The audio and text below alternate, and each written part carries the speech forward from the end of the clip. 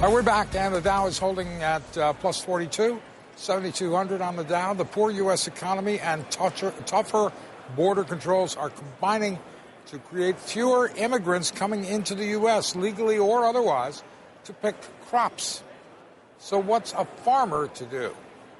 They need their crops picked. A few are investing in technology to reduce the need for humans. We will never be able to reduce the need for our Jane Wells. She is live in Moore Park, California. Good morning, Jane. God bless you, Mark Haynes. You know, the question this morning, how many pecks of peppers can this picker pick? A lot for one farmer who has been long dependent on hand pickers, now having to deal with the crackdown on illegal labor.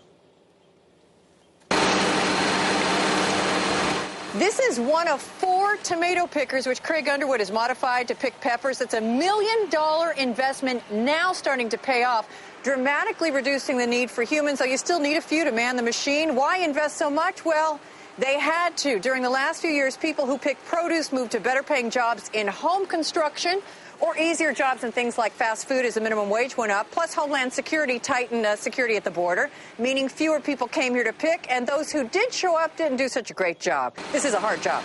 Now, in the downturn, immigrants are staying home, while those who were in construction are starting to trickle back to the farm, but they're no longer needed in some cases. The last couple of years, it's been very difficult, and some farmers have lost parts of their crop because they haven't been able to get enough workers. That was not the case, I don't think, this year.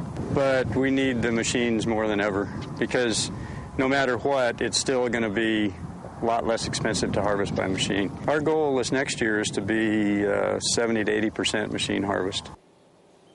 And actually, this year, it was about 50% that way. And while machines play a huge part in the Midwest with corn and wheat and soybeans, here in California, which is the largest ag state, Aaron, so many crops here have to be hand-picked. And now in small ways with big money, that is starting to change. Back to you.